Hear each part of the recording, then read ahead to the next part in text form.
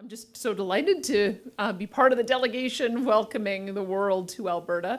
I think this is a really exciting conference with an exciting theme about how to achieve carbon neutrality by 2050. I found already with many of the speakers, although not all, that we are very much in sync with the pathway and with some of the new innovations that are going to happen to get there. Had a fantastic opportunity to tour the Saudi Arabian pavilion and look at all of the amazing new developments that they have on how to capture and sequester CO2 and turn it into useful products.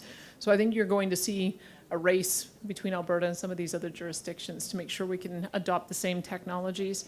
And as I mentioned in my speech last night, and I think this bears repeating over and over again, that this whole enterprise we've started on is a pathway to reduce emissions. We are transitioning away from emissions. We're not transitioning away from oil and natural gas. Where I think we agree is carbon neutrality by 2050. Where we disagree is what the milestone should be along the way. And, you know, I appreciate that there does need to be some demonstration that we're moving in the right direction. I think we have demonstrated that. The conversion from coal to natural gas resulted in, I think it was 22 megatons of emissions reduction. The aggressive targets that we set to reduce methane emissions, we've achieved that target of 45% emissions reduction. So we've also been the first to put carbon pricing on industrial emissions. That was done back in 2007. We also have at-scale projects for carbon capture, utilization, and storage that are working.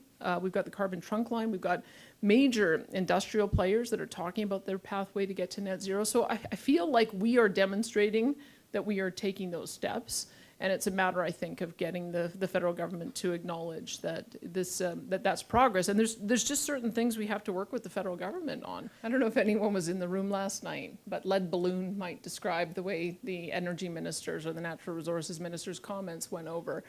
To come to a major energy conference, an international energy conference with people from all different backgrounds, many of them facing energy poverty in their own countries, and talking to producers about the ludicrous IEA projections that we're only going to have 25 million barrels of oil per day produced in 2050. I mean, it was a bit of a slap in the face, let's be frank about that. And that's why I had to indicate that I don't believe that those projections are accurate. I was pleased to see, actually, that the head of Saudi Aramco also said the same thing, that the company, or the IEA, has turned from being an entity that does predictions to being one that engages in political advocacy. And that isn't, I don't think that that's very helpful to the discussion. So my view is that we have an obligation to address issues of energy poverty, and that includes in our own province. When I hear and see what happens to our seniors and our vulnerable and our fixed income individuals in January, February, March, when you have not only a spike in home heating prices, but a spike in power prices, we can't allow that to continue.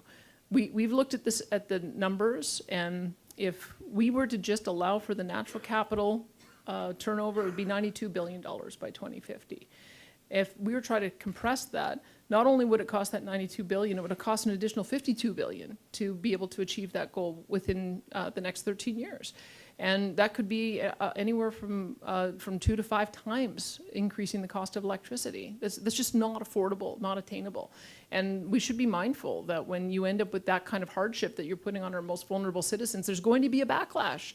So if we can avoid that, have a longer time frame, allow for the technology to develop, that seems to me to be the right pathway. So yes, we're going to stand firm. We cannot do net zero power grid by 2035. We think we can by 2050. Some of our producers say it can be done by 2045. So there might be some room for negotiation and discussion there, but we have to have every one of our decisions based in reality.